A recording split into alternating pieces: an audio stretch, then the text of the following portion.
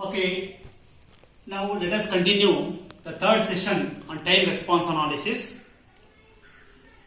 Today let us discuss the first order system. We have in this first order and second order system. Let us consider the first order system. The first order system is represented as shown. So here this is g of s, that is open loop transfer function. G of s is 1 by st, and since it is unity feedback, h of s is equal to 1.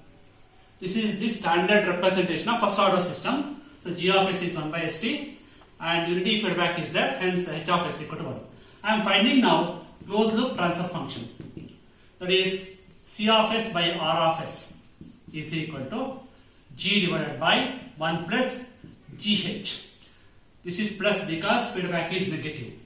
That gives c of s by r of s is equal to, so g of s is 1 by st divided by 1 plus 1 by st into 1. If I take LCM and if I cancel both numerator and denominator here, we get 1 divided by 1 plus st. This is the transfer function. Now I found the closed loop transfer function. Now I can replace this by a single block. What is the single block? Which is given by 1 divided by 1 plus st. Now this is the first order system. It is called first order system because highest degree of s in both numerator and denominator is 1. Hence it is called first order system. Okay, now for this first order system, we need to determine time response. Response means output.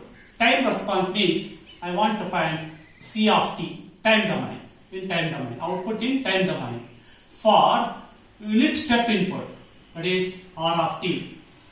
So R of t is taken as input. Now I want to find C of t. For unit step input means if you apply the input like this with an amplitude 1, this is called unit step input. Then what is the response? Response, that is C of t, we need to determine now.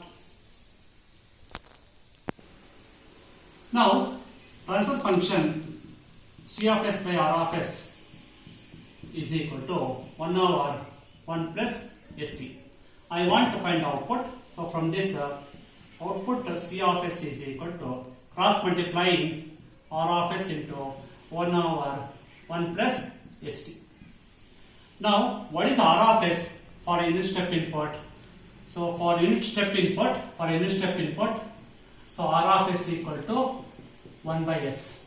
Therefore, so 1 by s into 1 over 1 plus st. Now I want to find C of t. To find C of t, I have to take the inverse Laplace transformation. To take the inverse Laplace transformation, this must be in standard form. To keep it in standard form, we are going to use partial fractions and then we are going to express this equation in standard form. So that is, using partial fractions, this equation can be written as a by s plus b divided by 1 plus st. So where a and b are constants. So we need to find a and b constants.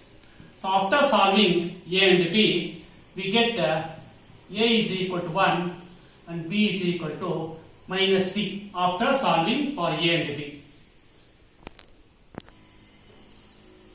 Let us substitute a and b here in this equation. Therefore, C of s is equal to 1 by s plus b value is minus t divided by 1 plus st. Now, we have to still keep this in standard form. So C of s equal to 1 by s plus, if I divide both numerator and denominator by t, we will get minus 1 divided by, if I divide by t here, we will get s here 1 by t, that is s plus 1 by t. Okay, now we can take the Laplace transformation, inverse Laplace transformation for this. So we know that Laplace transformation of 1 is 1 by s. Laplace transformation of 1 by s plus a is equal to e to the power of minus at. This is the formula. Therefore, taking inverse Laplace transform, c of s becomes c of t. So Laplace transformation of 1 is 1 by s. Inverse Laplace transformation of 1 by s is 1. So 1 by s is 1 plus this one. So e to the power of minus a is 1 by t. Hence it is t by t. Okay. So inverse Laplace transformation of this is e to the power of minus a t. So where a here is 1 by t. So this is, and here you have negative, hence write this plus write as it is, this negative is like this. Okay. Now this is c of t. Okay, this is the response you are getting, that is the output equation. In this output equation you have two terms. This first term is nothing but steady state response, and the second term is transient response. So this is the total response. So total response is equal to steady state response plus transient response. So for this you have applied a unit step input. So for a unit step input you are getting this as the output. So first is 1, that is first term is 1, so output is same as input. The second term is minus, it is negative with the e to the power of minus. So this would be like this. So when t equal to 0, here t is equal to 0, e to the power of 0 is 1, so minus 1, and later it will go like this. So if you add both, you will get the resultant like this. So in this equation, if I substitute t equal to 0, c of t is 0 because e to the power of 0 is 1, so 1 minus 1 is 0. If t is equal to 1, t is equal to t, small t equal to capital T, so e to the power of minus 1, 1 minus e to the power of minus 1 gives this value, use the calculator.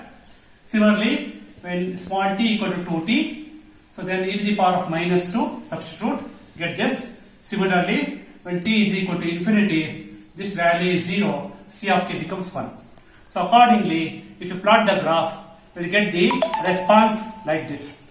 For the step input, you are getting the output, nothing but response like this. So now this system is responding to the input. So you are applying unit step input, you are getting the unit step output. So output is unit, that is 1, amplitude is 1. But it is taking some time to respond to the input. That time is known as transient time. This is called transient time.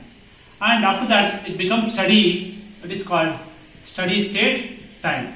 So total time is equal to transient time plus steady state time. So in our analysis, we need to reduce this transient time, and in steady state, we need to check for error. Let us check steady state error.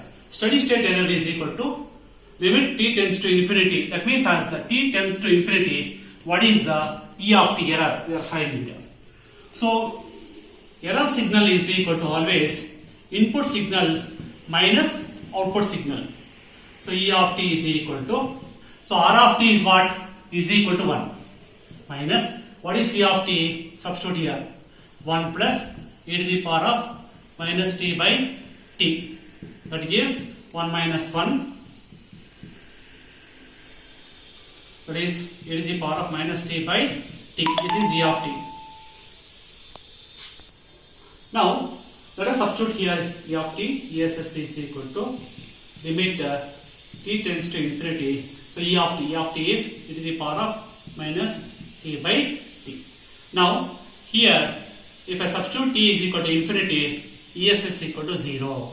Means steady state error is equal to 0. That is, there is no steady state error because input is unit step, output is also unit step, hence there is no error.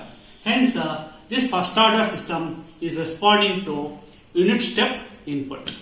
This is the conclusion from this discussion. Thank you for watching.